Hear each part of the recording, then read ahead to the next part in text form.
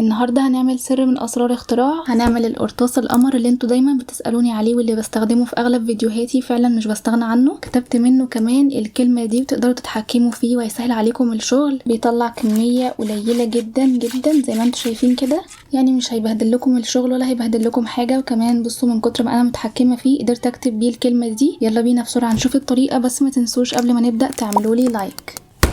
مبدئيا كده ده نوع الغيره اللي انا بستخدمه.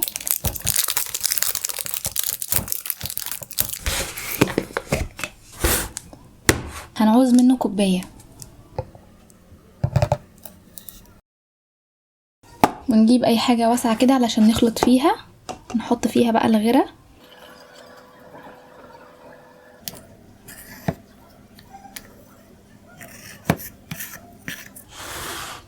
وفي نفس الكوباية هحط ربع كوباية مية. كمية المية دي علشان بس اقدر انزل الغرة بسهولة، يعني انا مش عايزة اخف الغرة ولا اي حاجة، انا بس عاوزاه يبقى سهل معايا وهو نازل من القرطاس. وبعدين بقى هنخلط الكلام ده كله.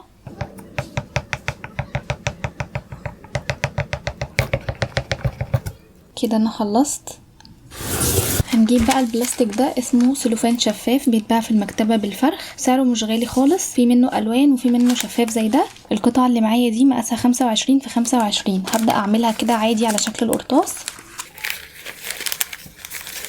واخلي البوز يبقى ضيق قوي، يعني زي كده. شايفين بقى الطرف ده؟ هنبدأ نلزق باللزق الشفاف من اول الطرف ده كده عشان نثبته كده بالشكل ده.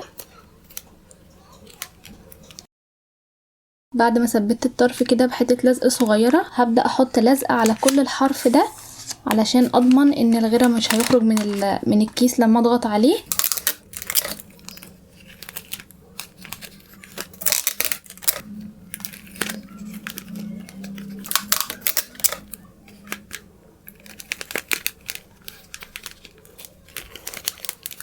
باقي الحتة دي كده.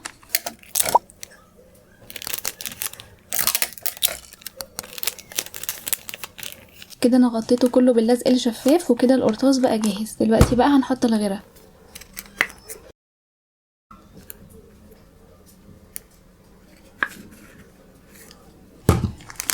منحطش غيرة اكتر من كده علشان نسيب مساحة نقفل منها القرطاس. اول حاجة بقى هاتني الطرف اللي فوق ده،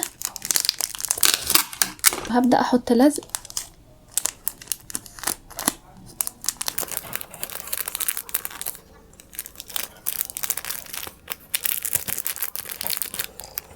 مخليش اي مكان مفتوح.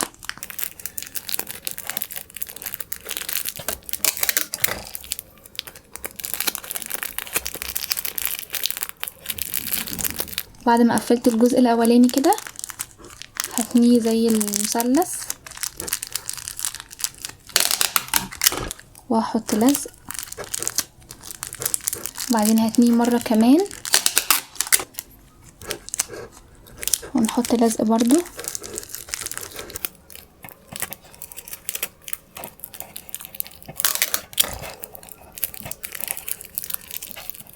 بعد كده نتني تانية كمان ونحط لزق، وبس كده القرطاس خلص. مفيش اسهل منه. بعد كده هنيجي من عند الطرف ده وهنقص حتة صغيرة جدا جدا جدا. تعالوا نستخدمه بقى. بصوا تحفة ازاي بتتحكموا في كل كمية الغيرة اللي طالعة. هيسهل عليكم الشغل جدا. ومش بس كده، انتوا كمان ممكن تكتبوا بيه اي اسم او اي رسمة.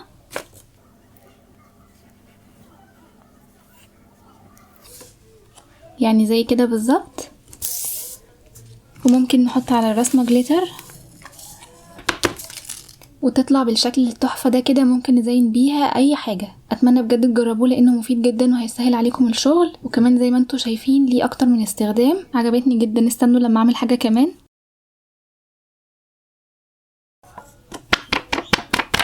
شوفوا القمر بقى، تقدروا توظفوه في حاجات كتير جدا. لما الكيس بيبدأ يخلص كده بنبتدي نتني التنايات دي كده وننزل الغيرة كله تحت، وبعدين نحط لزقة علشان نقدر نستخدمه بسهولة.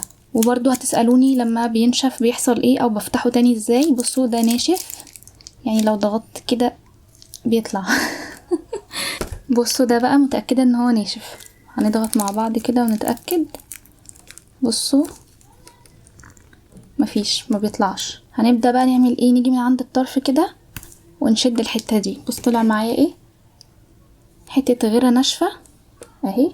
في حتة في الطرف فضيت كده زي ما انتوا شايفين. دلوقتي ممكن ايه نستخدمه عادي.